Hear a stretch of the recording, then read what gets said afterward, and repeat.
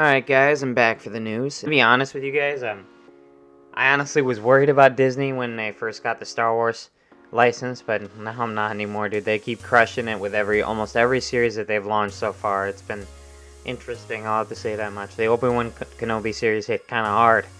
Like, it's doing it for me recently. Anyway, so, but more into that here. The Mandalorian Season 4 is already in the works, and they haven't even released Season 3 yet, to be honest with you. So they're already ahead of schedule on these. The third season isn't due out until next year. The Mandalorian creator Jon Favreau has confirmed that the Season 4 of the series is already in development, even though the third season won't arrive until 2023. I'm honestly looking forward to the Ahsoka series too, guys. That looks interesting. Same with Acolyte. Speaking to Cinema Blend, a Star Wars celebration, Favreau indicated that he has started writing the script for the fourth season of The Mandalorian. The podcaster shares his love for the television format and the growing number of shows that will be coming to the galaxy far, far away when he touched on how those projects are affecting his writing process. And from what I can understand, they're pretty much doing a similar thing that they were doing with the Marvelverse, how they had tied in all the Marvelverse together into a series. I like the way they're doing that, to be honest. I honestly was like, well, what are you guys doing to begin with? But, like, now what I'm seeing where they're doing with the series, it's just like, I don't know. It's actually kind of interesting how they're doing that with this, every single Star Wars series. They tied it in, obviously within reason. We don't want to create, like, alternate universes here, honestly, with that. That's where I was kind of drawing the line when I was seeing what they were doing with a lot of stuff. That's what I was worried about, you know. Anyways, but enough of me babbling. Let's get back to this. With television, we're very lucky that we don't have to rush things through into an hour and a half, 2 hours. We get to tell stories slowly. Favreau said, highlighting the benefits of episodic TV. So now, as Dave Filoni's doing Ahsoka, it's very much informing the writing that I'm doing for The Mandalorian Season 4. Becomes, how should I put it, more precise. So they got multiple directors working on a lot of these things. Jeez. And they're kind of coordinating from the sounds of it. The third season of the popular Star Wars series is slated to be released in February 2023 and is expected to continue the story of Din Djarin and Grogu. Following the reunion of the Boba Fett, Favreau explained how the connections between these two series creates a very fragile ground for imagination with more and more considerations to factor in. Yeah, I would imagine so. And then, let's not go and create some alternate universes here. I like what you guys are doing right now, so keep it up. I've never really 100% been a big fan of Disney, to be honest with you guys, but like nowadays I kind of am, which says something because you guys have no idea, I wasn't really into Disney a long time ago. Anyways, tell me what you guys think. A lot of these new series upcoming look pretty good. I don't know. I just figured I should tell you get this off my chest because I think it's something I have to praise Disney for, and I don't know. Project Keystone is Microsoft's affordable Xbox cloud gaming streaming stick, and they're actually admitting that that's what this next supposed console project is. But don't expect it anytime soon. So that is what they're working on. That is what's in the pipeline. Microsoft has confirmed that it is working on an affordable streaming device capable of streaming Xbox games through the cloud. Basically, this is going to be like a device like Amazon Fire Stick or Roku, that's basically meant for games where the minimum hardware requirement is there. I think I mentioned in a previous video, and you'd be able to stream through that hardware with most of the game processing done through the cloud. In the small streaming stick is just meant for like the base hardware to help it stabilize it, but I'm assuming that's what they're going to be doing with this. Anyways, Windows Central reports that it received confirmation from Microsoft that its streaming dongle, codenamed Project Keystone, is meant to be an easy and affordable option for people that want to play and access games on Xbox cloud gaming. And we're going on this way, as the technology continues to get more pronounced over time, I guarantee you they're probably not even going to need a streaming stick at some point. It'll just be an app on your TV, because starting with the hardware, then the cloud gets a lot more pronounced over time, so it's able to handle a lot more of the processing power from the streaming, and then you got a perfected product at that point. But I don't know, that's just my opinion on how that works, but I'm just assuming based on how I know cloud works in the modern day today. Our vision for the cloud gaming is unwavering. Our goal is to enable people to play the games that they want, on devices they want, and anywhere they want. Microsoft spokesperson told Windows Central, as announced last year. Sorry about that, guys. We've been working on a game streaming device codenamed Keystone that could be connected to a TV or monitor without the need for a console. Yeah. Interesting. Tell me what you guys think. Streaming's coming earlier than you guys think. Like, the beginnings of it. Like, next 10 years, 20 years is going to be like the Wild West of streaming until, like, a couple companies come out on top at the end, from my personal opinion. The Witcher 4 has completed its research phase, according to CD Projekt Red. This could mean that the game will be entering pre-production soon, though it is still a long way out. So they're done researching what their plot's going to be and how they want to build the game around, maybe an effect of like what they're planning on doing with a lot of the features in the game and stuff like that. So they can get started in pre-production, for as I say here. CD Projekt has announced that the latest installment in the Witcher series has completed its research phase and is moving forward with the development.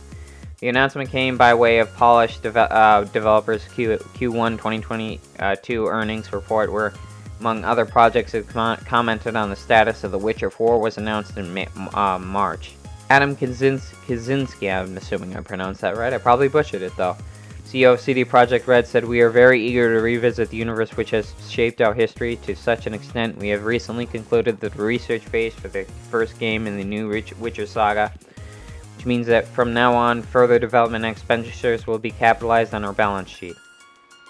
This means that Witcher 4 could be a pre-production relatively soon, English, in which CD Projekt Red will figure out the structure and scale of the game among countless other details."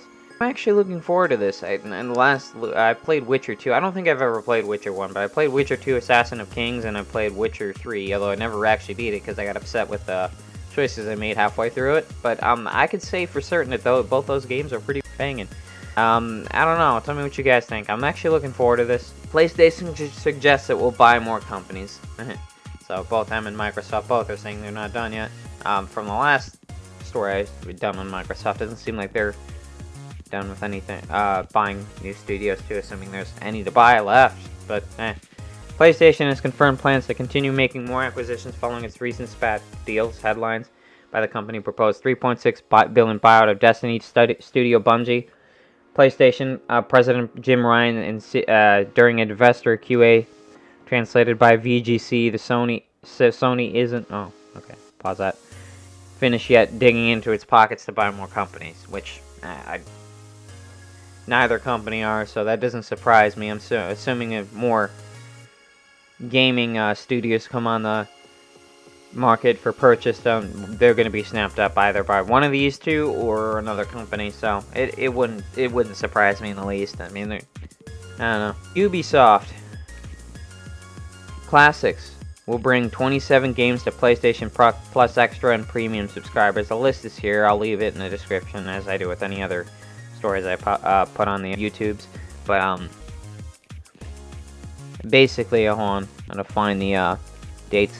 May 20 subscription tiers bundle with PlayStation Plus. I already had the dates here. It already happened in Asia to be May 24th. So if you live in Asia or any country in Asia like China, you'll probably already have it, or other parts of Asia. And June 2nd in Japan, and June 13th in North America and South America, and 23rd in Europe. So by the end of the following month, everybody should have a PlayStation. Who has a PlayStation Plus should have Ubisoft Plus on their accounts. But as I said, I think I said it in the previous video, I could have sworn Microsoft said something about them adding Ubisoft Plus too. I don't know if that's still happening, but I remember it loosely mentioned. I'm assuming PlayStation probably got exclusive rights. The Lord only knows with that. I mean, it doesn't really matter to me. I play both PlayStation and Xbox, but I more preferred Xbox. That doesn't mean I don't play PlayStation. It's just, like, I'm not really for any of the companies, to be 100% honest with you, but, you know, I play Nintendo, Xbox, PlayStation, you guys get it. State of Play returns next week will include PlayStation VR 2 games. Sony has announced a new State of Play scheduled to air next Thursday. These stories are from the last week. I don't post very often nowadays, guys. I post like 2 videos a week, so it's the average schedule I've been keeping. I got a lot going on in my life, but you know. Basically, I try to get all the stories within one video within a long period of time, so. Sony has announced a new State of Play scheduled to air next Thursday, June 2nd at 3 p.m. Pacific, 6 p.m. Eastern. The PlayStation blog states that the event will run for 30 minutes, well, that's not even that long, and showcase exciting reveals from third-party partners. The post doesn't mention first-party at all, so it sounds like we shouldn't be expecting updates on games like God of War Ragnarok and Spider-Man 2, or the rumored remake of The Last of Us 2. Last of Us, man. So, pretty much, I think Xbox has been having problems with first party, to be honest, too. So, it's not just PlayStation. So. They're not alone, because they just had to delay 2 of their first party games till the beginning of next year, one being Starfield. Sony also teases that viewers will get a sneak peek of the VR 2 games. Yesterday it was confirmed that the headset will launch with over 20 games. They only announced the title Horizon Call of the Wild through the project may not appear if the event is highlighted. Third parties at the point it's anyone's guess as to what PSVR 2 software will see. Horizon Call of the Wild. That's the first time I've heard of it. It's been a while. I'm assuming that's the sequel to Horizon Horizon Forbidden West. Assumptions here. I have no idea. The last State of Play took place in March, which brought the reveal of games like Valkyrie Asylum, X Primal, and Gundam Evolutions, given that this could be Sony's only real presence during June's onslaught of game showcases. It hopefully has some heavy hitters, even if they won't be coming from its first-party studios.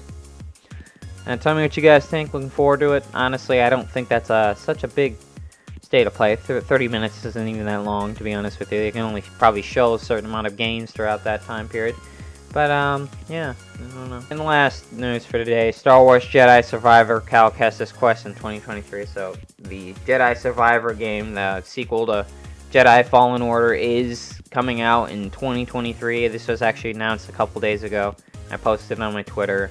I didn't really want to do a video then, as I said. I had one scheduled for Monday. I told you guys Monday, so here we are. Anyway, so Day 2 of Star Wars Celebration 2022 brought the first news of new Star Wars video games, and the announcement has been a long time coming. EA and Respawn Entertainment have officially revealed that the sequel to Jedi Fallen Order, this new title, will continue the story of Force wielder Cal Kestis in Star Wars Jedi Survivor. Here was a trailer and a bunch of other stuff. I don't know if they gave an exact release date. Respawn is targeting a 2023 release for Star Wars Jedi Survivor on PlayStation 5, Xbox Series X, and PC. Basically every console under the sun outside of Nintendo. And platform anyway. I don't know. Tell me what you guys think. Any news I don't get here, I'll post it on my Twitter, and I'll see you guys in the next video.